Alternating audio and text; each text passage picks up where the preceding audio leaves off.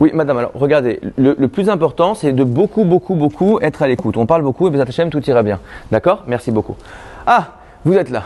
Alors, aujourd'hui, je voudrais répondre à une question auquel on me pose souvent. Comment, Ethan, tu fais pour être rabbin, étudier, père de famille, mari, chef d'entreprise, entrepreneur et toutes ces choses-là en même temps? Combien tu as d'heures dans une journée? Eh bien, je vais vous donner un secret pour arriver à faire beaucoup de choses et réussir à faire ce que l'on entreprend.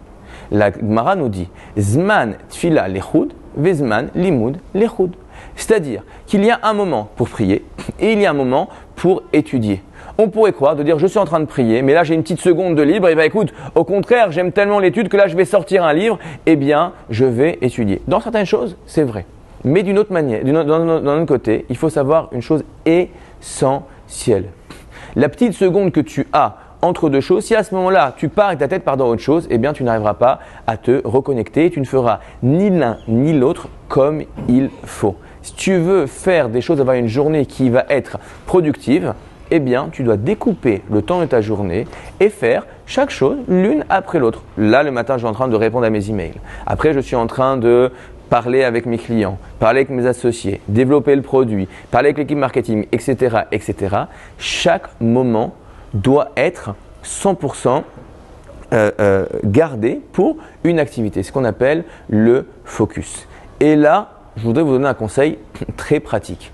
Aujourd'hui, Baruch Hashem, on a les téléphones, on a Internet qui, Baruch Hashem, nous permet de faire beaucoup de choses. Mais aussi, ça nous prend notre esprit et ça nous arrache à ce que l'on est en train de faire. Je vais vous raconter une petite histoire très rapidement. Rabbi Akiva était parti étudier la Torah loin de sa famille. Au bout de 12 ans, il se dit « Je vais rentrer chez moi quand même pour voir si tout va bien. Je n'ai pas vu mes enfants et ma femme depuis 12 ans, il faudrait que je vois ce qui se passe. » Il va pour frapper.